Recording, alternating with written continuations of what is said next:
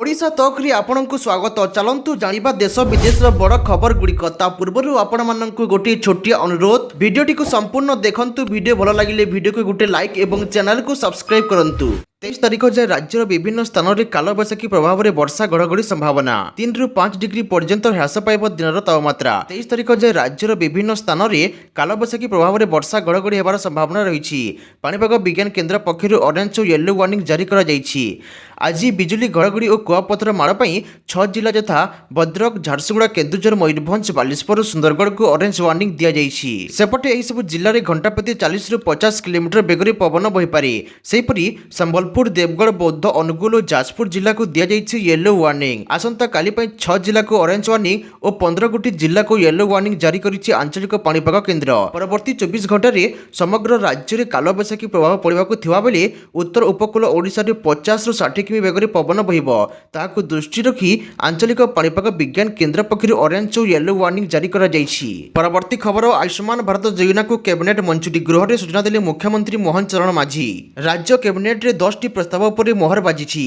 गतकाली राज्य कैबिनेटर 16तम बैठक अनुष्ठित होइतिला एथिरे 7टी विभाग स्वास्थ्य और परिवार कल्याण इस्पात खनि पूर्त साधारण प्रशासन जलसंपद पंचायतीराज और पानीय जल राजस्व विपर्यय परिचालना विभाग 10टी प्रस्ताव को अनुमोदन मिली। आयुष्मान भारत योजना को कैबिनेट रे मंजूरी मिली। यह समन्वित योजना रे प्राय 1.03 कोटी परिवार 3.46 कोटी हिताधिकारी परिवार पिछा वार्षिक 5 लाख टंका और महिला सदस्य माने अतिरिक्त 5 लाख टंकार देयमुक्त चिकित्सा सुविधा पाइबे। यह चतुर वर्ष व तदुर्ध वयस्क आर्थिक वर्ग निर्विशेष समस्त व्यक्ति मानक पई आयुष्मान वयो बंदना योजना लागू कराजिबो। यह द्वारा सेमाने परिवार पिछा वार्षिक 5 लाख टंकार देयमुक्त चिकित्सा पाई पारिबे।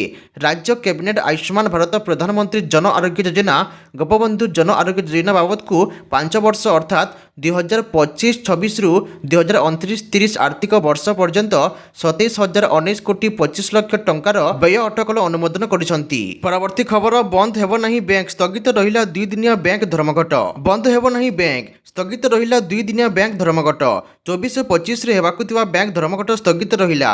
बैंक संघर दाबी को सुनिबाकू सरकार राजी होइछंती बोली बैंक धर्मघट बंद रहिला।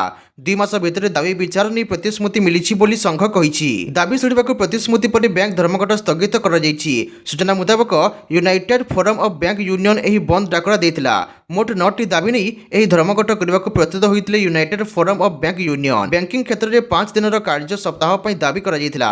समस्त कैडर रे पर्यंत नियुक्ति अस्थायी कर्मचारी नियुक्ति को नियमित करबाकू दाबी करा जाइथिला। परवर्ती खबर 2टी जहाज गिरफ पई ओडिशा हाईकोर्ट निर्देश 2टी जहाज को गिरफ करा जिवो। सामुद्रिक विवाद संपर्कित एक मामलार शुणाणी करी हाईकोर्ट एपरि निर्देश दैछंती।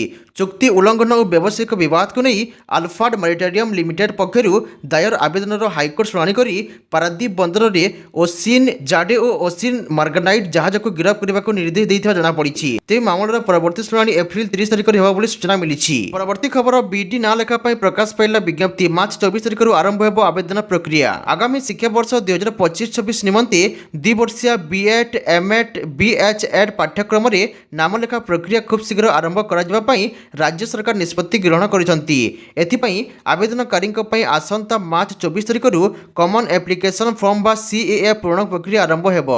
प्रवेशिका परीक्षा आसंता जून मास प्रथम सप्ताह अनुष्ठित हेबो। सेहीपरि पाठ्यक्रम को आसंता जुलाई 24 तारिख सुधा आरंभ कराजिबो।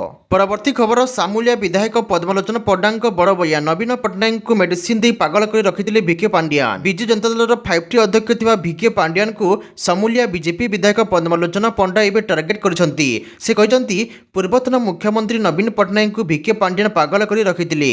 मेडिसिन दिया जाउथिबारु नवीन बाबू किछि बुझी पारनथिले एवं जानि पारे मध्ये नथिले। नवीन मुख्यमंत्री होंतु बोली पांड्यान चाहुनथिले। तेबे पांड्यान राजनीतिर सन्यास नेबा परे नवीन पट्टनायक भाग्य बदलुछि। परवर्ती खबर रूस उपरे ड्रोन साहाय्य आक्रमण कला यूक्रेन एडसी अनुसार यूक्रेन रूस उपरे ड्रोन साहाय्य आक्रमण करिछि जोंथिरे एंगेल शहर रे थिबा स्ट्रेटेजिक बम रो बेस क्षतिग्रस्त होइछि। सारातोवर गवर्नर रोमन କୁସାରଗିନ୍ କହିଛନ୍ତି ଯେ ଏହି ଆକ୍ରମଣ ଫଳରେ ଅଗ୍ନିକାଣ୍ଡ ହୋଇଥିବା ବେଳେ ଲୋକଙ୍କୁ ବାହାରକୁ ନିଆଯାଇଛି। ସେହିପରି ରୁଷ ଅଞ୍ଚଳରେ 132ଟି ୟୁକ୍ରେନ ଡ୍ରୋନ୍କୁ ବାୟୁସେନା ମାରି ଖସାଇ ଦେଇଥିବା ନେଇ ରୁଷର ପ୍ରତିରକ୍ଷା ମନ୍ତ୍ରଣାଳୟ ପକ୍ଷରୁ ସୂଚନା ଦିଆଯାଇଛି। ପରବର୍ତ୍ତୀ ଖବର ରାଉରକେଲା ପାଇଁ 3ଟି ପ୍ରମୁଖ ଦାବି ନେଇ ପ୍ରଧାନମନ୍ତ୍ରୀ ମୋଦିଙ୍କୁ ଭେଟିଲେ ବିଜେପି ନେତା ଦିଲ୍ଲୀପ ରାୟ।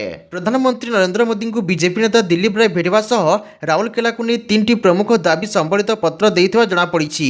ଦିଲ୍ଲୀପ ରାୟ ନିଜ ସୋସିଆଲ ମିଡିଆ ଏକ୍ସରେ ଏହି ସୂଚନା ଦେଇଥିବା ସହ ତାଙ୍କର ଦାବି ପୂରା ହେବ ବୋଲି ସେ ଆଶା କରିଛନ୍ତି। ରାଉରକେଲାରେ ରେଳ ଡିଭିଜନ କରିବା, ରାଉରକେଲା ଷ୍ଟିଲ୍ ପ୍ଲାଣ୍ଟର ସମ୍ପ୍ରସାରଣ ତ୍ୱରାନ୍ୱିତ କରିବା ଓ ରାଉରକେଲା ବିମାନ ବନ୍ଦରର ସମ୍ପ୍ରସାରଣ ଏବଂ ଉନ୍ନତିକରଣ ନେଇ ସେ ଦାବି କରିଥିବା ସୂଚନା ମିଳିଛି। ପରବର୍ତ୍ତୀ ଖବର ୟୁଜବେନ୍ଦ୍ର ଚହଲ ଓ ଧନଶ୍ରୀ ବର୍ମାଙ୍କ ମଧ୍ୟରେ ହେଲା ଛାଡ଼ପତ୍ର। କ୍ରିକେଟର ୟୁଜବେନ୍ଦ୍ର ଚହଲ ଓ ୟୁଟ୍ୟୁବର ତଥା କୋରିଓଗ୍ରାଫର ଧନଶ୍ରୀ ବର୍ମାଙ୍କ ମଧ୍ୟରେ ଗୁରୁବାର ମୁମ୍ବାଇର ଏକ ଫ୍ୟାମିଲି କୋର୍ଟରେ ଛାଡ଼ପତ୍ର ହୋଇଛି। ଶୁଣାଣି ପରେ ଚହଲଙ୍କ ଓକିଲ ନିତିନ ଗୁପ୍ତା କହିଛନ୍ତି ଯେ ବିବାହ ବିଚ୍ଛେଦ ହୋଇଛି।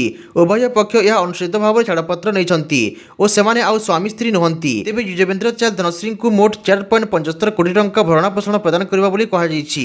ପରବର୍ତ୍ତୀ ଖବର ଭୁବନେଶ୍ୱରରେ ବିନା ଫିଟନେସରେ ଗଡ଼ୁଛି 460 କୋଟି ସ୍କୁଲ ବସ୍। ପରିବହନ ମନ୍ତ୍ରୀ ବିଭୂତି ଭୂଷଣ ଜେନାଙ୍କ ବୟାନ। ରାଜଧାନୀ ଭୁବନେଶ୍ୱରରେ 460 କୋଟି ସ୍କୁଲ ବସ୍ର ଫିଟନେସ୍ ନଥିବା ନେଇ ପରିବହନ ମନ୍ତ୍ରୀ ବିଭୂତି ଜେନା ବିଧାନସଭାରେ ଲିଖିତ ଉତ୍ତର ରଖିଛନ୍ତି।